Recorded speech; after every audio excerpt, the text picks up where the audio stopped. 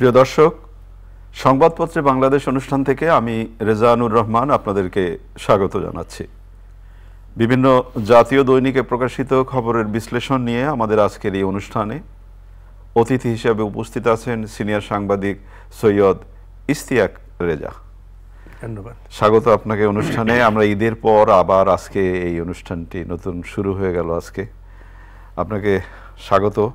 পত্রপত্রিকায় প্রকাশিত কয়েকটা গুরুত্বপূর্ণ শিরোনাম আমি আপনাকে পড়ে শোনাই, তারপর আমরা আলোচনায় যেতে চাই।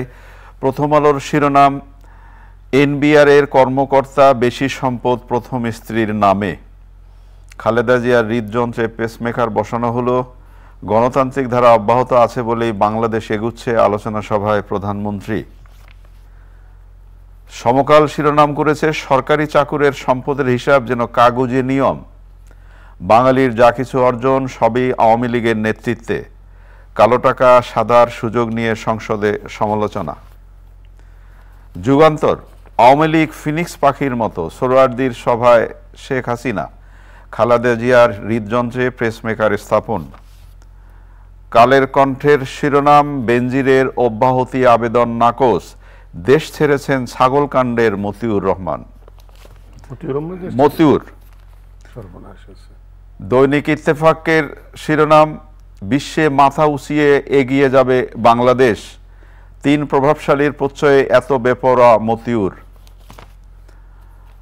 বাংলাদেশ প্রতিদিনের শিরোনাম, ভয়াবহ মাদক সিন্ডিকেট, আওয়ামী লীগকে নিশ্চিহ্নের চেষ্টা ব্যর্থ। প্লাটিনাম জুবিলির আলোচনায় শেখ হাসিনা। খবরের কাগজ, সব হারালেন মতিউর, সর্ব অর্জন আওয়ামী লীগের হাত ধরেই।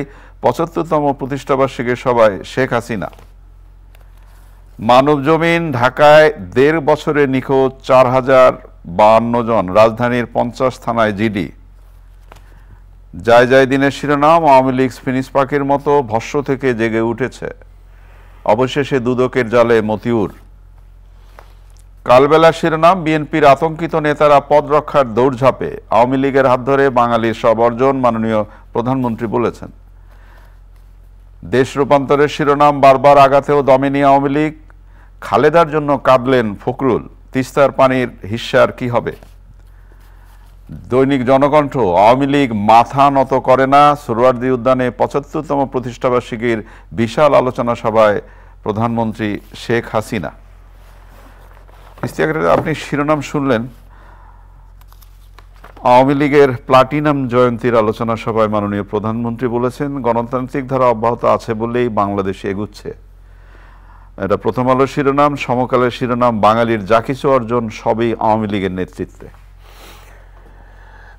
প্রথমে আওয়ামী লীগকে অভিনন্দন জানাই। 7.5 দশক একটি দলের জন্য নিশ্চয়ই বড় ব্যাপার, এবং আওয়ামী লীগের নেতা কর্মী সমর্থক প্রত্যেককেই অভিনন্দন জানাই এরকম একটা দিনে।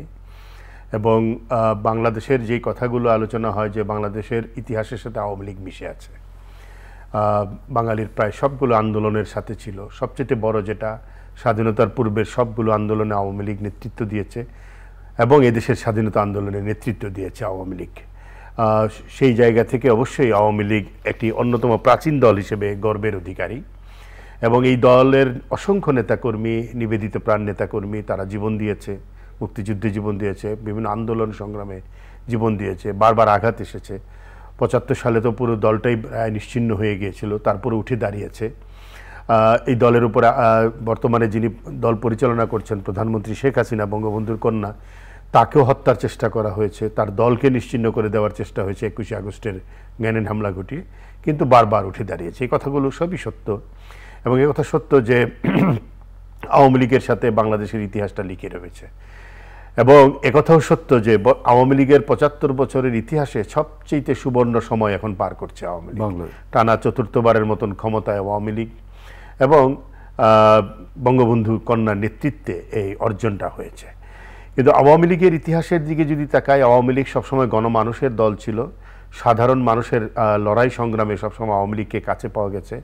মুক্তিযুদ্ধের যে মূল চেতনা, উদার ও সাম্প্রদায়িক মানবিক বাংলাদেশ, তার দর্শনের জায়গা থেকে দেখলেও আওয়ামী লীগের চ্যালেঞ্জ যে আওয়ামী লীগ নিজে এখন সেই রাজনীতিটা করছে কিনা। বলা হয় যে আওয়ামী লীগের আমলের আওয়ামী লীগেররা সবচেয়ে ভালো আছে, যারা অতীতে আওয়ামী লীগ করেছে তার চেয়ে নতুন আওয়ামী লীগ আর নব্য দলের আওয়ামী লীগ। ভিতরে বলা হয় যে হাইব্রিড, দলের ভিতরে কাওয়া সহ নানা নামে অভিহিত করা হয়। এবং আজকে সারা বাংলাদেশে শুধুই আওয়ামী লীগ, আর কোনো দল নেই। এটাই আওয়ামী লীগের সবচেয়ে বড় চ্যালেঞ্জ। সে তার কোনো প্রতিপক্ষ খুঁজে পায় না, ফলে নিজেকেই নিজে প্রতিপক্ষ বানিয়ে ফেলেছে। আওয়ামী লীগ এখন ধনিক শ্রেণীর ক্লাবে পরিণত হয়েছে, অত্যন্ত ধনী মানুষের ক্লাব।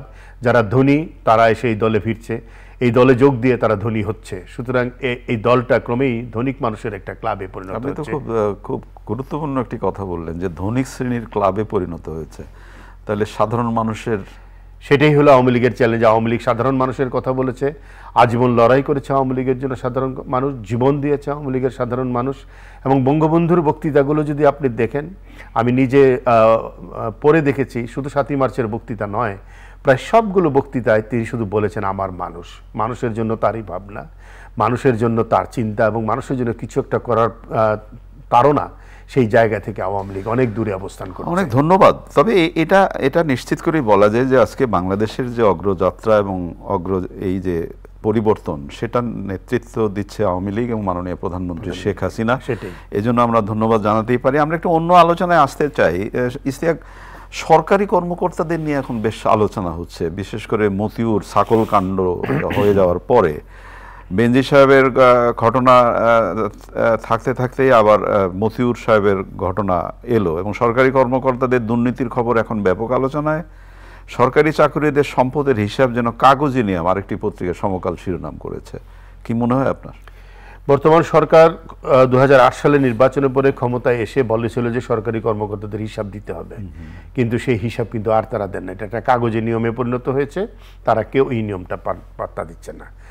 সমস্যাটা হলো বাংলাদেশে সরকারি কর্মকর্তারা, কর্মচারীরা সেবা, ভালো কাজের দৃষ্টান্ত, সুশাসন, সুপ্রশাসনের কোনো দৃষ্টান্ত স্থাপন করতে পারে নাই। তারা একটা দুর্নীতির ক্রেজ তৈরি করেছে, অত্যধিক আকর্ষণ এখন সরকারি চাকরিতে দুর্নীতি, এবং সেটাই তরুণ সমাজকে উদ্বুদ্ধ করছে যে করে হোক একটা সরকারি চাকরি পেতে হবে। মতিউরের কাণ্ডটা যদি আপনি চিন্তা করেন, এই মতিউর সম্পর্কে কিন্তু এর আগেও রিপোর্ট হয়েছে, পত্রপত্রিকায় এসছে, কিন্তু তার সম্পর্কে তার বিভাগ জানতো, তার যে ঊর্ধ্বতন বিভাগ আছে, কর্মকর্তা আছে, তারা জানতো। এই যে আপনি বললেন যে তার সম্পর্কে বিভাগ জানতো, এবং এটা খুব অবাক লাগে। আজকে যদি এই ছাগল কাণ্ডটি না ঘটতো, তার সন্তান যদি অতি উৎসাহে ছাগলের ছবিটি না দিয়ে দিত, তাহলে সংবাদ মাধ্যম বা সামাজিক যোগাযোগ মাধ্যম যদি সোচ্চার না হতো, তাহলে তো এই মতিউর সাহেবকে কেউ ধরতেও পারত না। মতিউর সাহেব আরো সম্পদ অর্জন করতেন, মতিউর সাহেব আরো বড় পজিশনে যেতেন। মতিউর সাহেব 111-এর একটি ঘটনা, তাকে বদলি করা হয়েছিল চট্টগ্রাম থেকে, কারণ চট্টগ্রাম কাস্টমসে তখন তিনি দুর্দ্বন্দ্ব প্রতাপে দুর্নীতি করছিলেন, এবং এনবিআর এর সাবেক চেয়ারম্যান বদিউর রহমান সাহেব তখন চেয়ারম্যান ছিলেন। তার উপরে সেনাপ্রধান মইনু আহমেদ সহ জেনারেল সিনা ইবনে জামালি সহ প্রত্যেকে চাপ সৃষ্টি করেছে, তার বদলির আদেশ ক্যান্সেল করতে হবে, বাতিল করতে হবে। মতিউর এরকম প্রভাব বিস্তার করছে। বিভিন্ন কোম্পানিতে তিনি সরকারি চাকরিরত অবস্থায় শেয়ার কিনেছেন, যেটা তিনি করতে পারেন না। তিনি নিজে সেটা টেলিভিশনে সাক্ষাৎকার দিয়ে বলেছেন যে আমি বিভিন্ন কোম্পানির দুর্বলতা খুঁজে পেয়ে তাদের কাছ থেকে শেয়ার নিয়েছি। বাহ, কতটা দুর্বিনীত আচরণ, একবার চিন্তা করেন। কি সরল চিকন।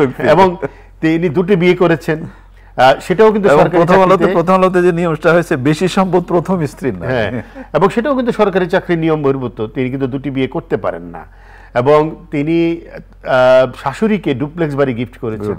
তার দেশে বিদেশে অসংখ্য প্রপার্টি, অসংখ্য সম্পদ, এবং শেয়ার বাজারে তার যে বিনিয়োগ।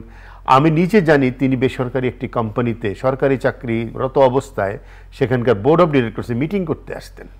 তো এগুলো যদি আমরা জানতে পারি, সাধারণ মানুষ জানতে পারে, নিশ্চয়ই তার বিভাগ, প্রশাসন কেন জানে? সরকারি চাকরিতে নিয়মটা হলো তার বিভাগ তার বিরুদ্ধে ব্যবস্থা নেবে। এখন যেটা হচ্ছে, কর্মসংস্কৃতিটা হয়েছে দুর্নীতি সংস্কৃতি। বলে কেউ কারো আমরা আর মামুরা সবাই মিলেমিশে খাচ্ছে, সবাই দুর্নীতি করছে, তার বসও দুর্নীতিবাজ, সেও দুর্নীতিবাজ, প্রত্যেকে দুর্নীতিবাজ, যে কারণে কেউ কারো বিরুদ্ধে। একটি ঘটনায় পিছলে পড়েছে মতিউর, কিন্তু অসংখ্য মতিউর হয়তো কাস্টমস ডিপার্টমেন্টে আছে, অসংখ্য দুর্নীতিবাজ কর বিভাগে আছে, ভূমি অফিসে আছে।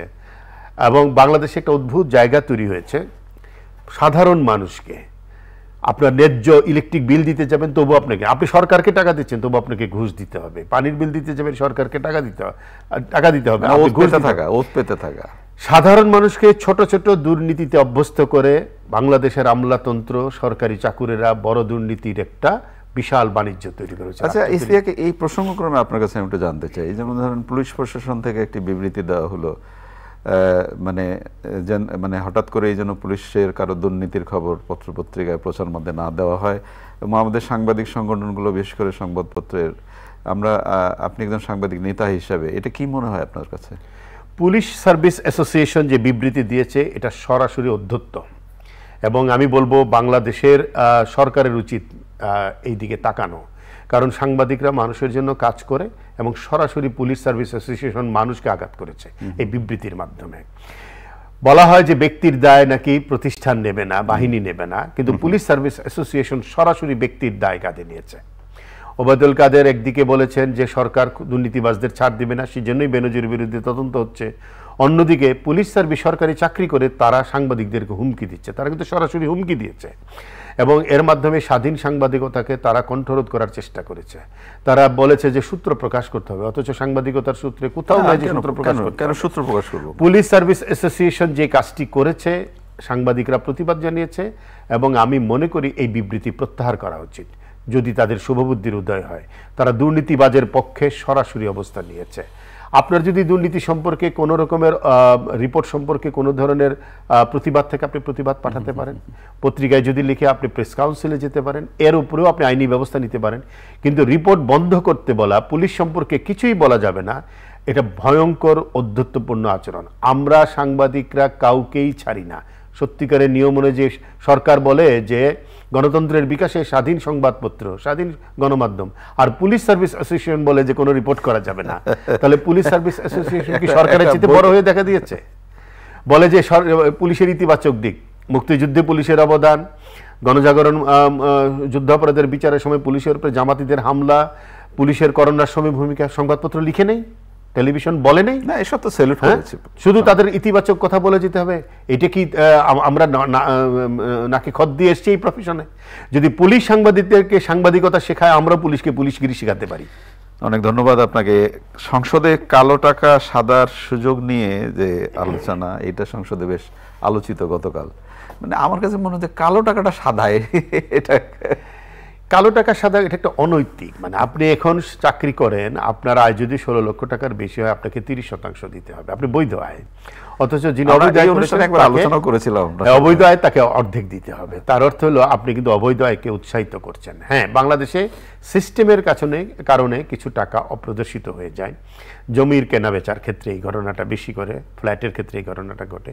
তো আপনি সেটা ঠিক করবেন না কেন? সেটা ঠিক করলেই তো হয়ে যায়। বাজার দরে যা আছে সেটাই লিখতে হবে দলিলে। তো এই আইনটা করলেই তো কালো টাকা আর তৈরি হয় না। আপনি কেন একটা ওসিলা তৈরি করে আজকে সব মানুষকে, এখন তো কথা উঠেছে যে ব্যানার্জি সাহেব 15% দিয়ে দেশে চলে আসতে পারেন চাইলে, কর দিয়ে। এটাই তো মানুষের ধারণা হবে যে আমি বিশাল দুর্নীতি করব, চুরি করব, চামারি করব, আত্মসাৎ করব, তারপর আমি 15% দিয়ে আমি সাদা হয়ে যাব। এটার মাধ্যমে কখনো কালো টাকা সাদা হবে না, বরং যারা দুর্নীতিবাজ আছে তারা টাকা পাচার করেছে, এবং তারা যেটা করবে এই 15% দিয়ে বিদেশে দেখাবে যে আমার টাকাটা বৈধ। বাহ, এটা আরো সুযোগ করে দেওয়া হলো তাদেরকে। ইস্তিয়াক, এই যে ছাগল কাণ্ডে, মানে এখন তো ছাগল কাণ্ড কথাটা একটা আলোচনার মধ্যে এসে গেছে এবং মুখরোচক আলোচনা। এই কাণ্ডে যে একজন কিশোর বা তরুণের যে ভূমিকাটা আমরা দেখলাম, বাবার সম্পদ, বাবার বিষয়, তার নিজের একটা আগ্রহের জায়গা থাকে, তো সেই জায়গায় এই যে অসংখ্য মথিউরের কথা আপনি বললেন, তাদের ছেলেমেয়েরা এই জায়গা থেকে অসংখ্য মথিউরের ছেলেমেয়েদেরকে কোনো লেসন আছে? না, লেসনটা নাই। হয়েছে কি, আমাদের সমাজটাতে একটা সুশাসিত গণতান্ত্রিক সমাজ যদি না হয়, তাহলে যেটা হয় মানুষ শুধু খারাপটাই দেখে। প্রতিদিন আপনি দেখেন, আপনার যদি ছোট সন্তান থাকে বা নাতি থাকে বা নাতনি থাকে, সে টেলিভিশনে যদি তাকায়, পত্রিকা যদি তাকায়, দেখবে দুটি দলের সাধারণ সম্পাদক ঝগড়া করছে, একে অন্যকে আক্রমণ করে, তীব্র আক্রমণ করে কথা বলছে। আমাদের রাজনীতির ভাষা কিন্তু খুব আক্রমণাত্মক। আমাদের রাজনীতির সংস্কৃতি হলো বিষোদ্গার, তাই না? একবারে এটা দেখে দেখে দেখে দেখে বড় হচ্ছে। এই যে সন্তানরা যেদিন প্রশ্ন করবে বাবা মাকে যে তোমার আয় সৎ কিনা, সেদিন আসলে দুর্নীতি কমবে, আপনি ঠিকই বলেছেন। কিন্তু প্রশ্ন করবে না এই কারণে যে সমাজে দুর্নীতিটা একটা গ্রহণযোগ্য মাত্রায় পৌঁছেছে, দুর্নীতি করা একটা কৃতিত্বের জায়গায় পৌঁছেছে, দুর্নীতিবাজরা সমাদৃত হচ্ছে।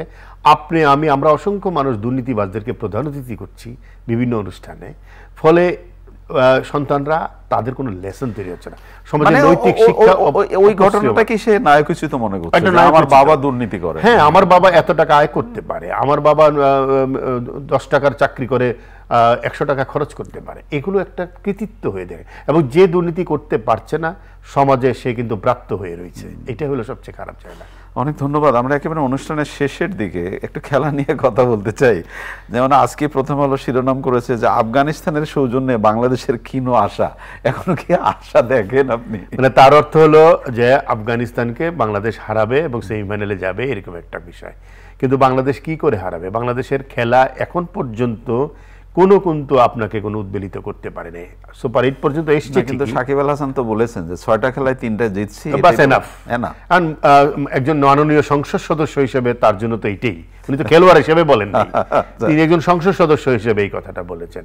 আমাদের হাতুরু সিংহ নাকি বলেছে তার টার্গেট ছিল সুপার 8 পর্যন্ত আসা।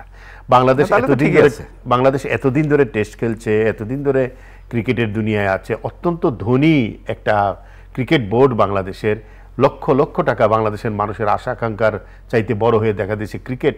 সেখানে এত টাকা খরচ করে যদি এই পরিণতি হয়, এবং খেলার মধ্যে কোনো জৌলুস নাই, কারো কোনো ব্যক্তিগত কৃতিত্ব নাই, কোনো কমিটমেন্ট নাই, দলের মধ্যে কোনো সংহতি নাই, কোনো টিম স্পিরিট নাই, তো এই দল নিয়ে আপনি এই পর্যন্ত আসেন, আসলেই তো এটা বেশি। অনেক ধন্যবাদ। আফগানিস্তানকে হারাতে পারলে নিশ্চয়ই এই যে আমরা এই আলোচনাটা করলাম, বুকের ভিতরে অনেক কষ্টটা জমা হয়ে থাকা, কষ্টর কথা বলা, যে বাংলাদেশ লড়াই করে হারুক, সেই জায়গায় ঠিক আছে যে লড়াই করে হারুক। অনেক ধন্যবাদ। একেবারে অনুষ্ঠানের শেষ দিকে আমরা আজকে আমাদের দেশের প্রখ্যাত কণ্ঠশিল্পী রুনা লায়লার সঙ্গীতের 60 বছর, এবং আজকে 12টার দিকে চ্যানেল আইতে একটি অনুষ্ঠান হবে। এবং এই যে রুনা লায়লার সঙ্গীতের 60 বছর, রুনা লায়লা মানে তো বাংলাদেশ। রুনা লায়লার সুর, রুনা লায়লার কণ্ঠ তো বাংলাদেশের আলাদা একটা আইকনিক পরিচিতি বাংলাদেশের জন্য। রুনা লায়লাকে আমি অভিনন্দন জানাই, এবং তার কণ্ঠ তো প্রত্যেকের কাছে সুপ্রিয়। এবং রুনা লায়লার গান এখনও দেখেন, তার 60 বছর হয়েছে তার সঙ্গীত জীবনের, কিন্তু তিনি যখন কোথাও গাইতে যান পুরা অডিয়েন্স তার দিকে মুগ্ধ হয়। চ্যানেল আইকে ধন্যবাদ জানাই যে চ্যানেল আই এগুলো স্মরণে রাখে, শিল্পীকে সম্মান জানায়, সাহিত্যিককে সম্মান জানায়, এবং চ্যানেল আই এই জায়গাতেই অন্য সবার চেয়ে আলাদা। বলে যে হৃদয়ে বাংলাদেশ, আসলেই চ্যানেল আইয়ের হৃদয়ে বাংলাদেশ। না, আপনি যদি ধরেন রুনা লায়লার সঙ্গীত জীবনের এই যে 60 বছরের কথা, আমি গত দুদিন ধরে তাকে নিয়ে চর্চা করলাম, এবং তাকে ঘিরে যে বলা হয় না যে রুনা লায়লা মানেই বাংলাদেশ, আসলেই বাংলাদেশকে তিনি এতটা উচ্চকিত জায়গায় নিয়ে গেছেন গানের মাধ্যমে, এটা তো আসলে স্যালুট করার বিষয়। প্রিয় দর্শক, আমরা অনুষ্ঠান শেষ করি। আজকে বেলা 12টার দিকে চ্যানেল আইতে রুনা লায়লার সঙ্গীতের 60 বছর উপলক্ষে একটি বিশেষ অনুষ্ঠান আছে, সরাসরি সম্প্রচারিত হবে, আপনারা নিশ্চয়ই দেখতে পাবেন। ভালো থাকবেন। একটা অনুরোধ করি, এই যে দুর্নীতি নিয়ে অনেক কথাবার্তা হচ্ছে, দুর্নীতির কথা বলা হচ্ছে, দুর্নীতিবাজদের বিরুদ্ধে কথা বলা হচ্ছে, কিন্তু আমরা কে কতটুকু সচেতন হবার চেষ্টা করছি? ছাগল কাণ্ডে একজনের অপকাণ্ডের কথা আমরা জানতে পারলাম, একজন কিশোর বা তরুণ তার বাবার এই যে অপকীর্তি তুলে ধরবার অসচেতনভাবেই তুলে ধরলো। যারা এই অনুষ্ঠান দেখছেন তারা নিশ্চয়ই সচেতন থাকবেন। ভালো থাকবেন। আগামীকাল নিশ্চয়ই এই সময় আবার কথা হবে। খোদা হাফেজ।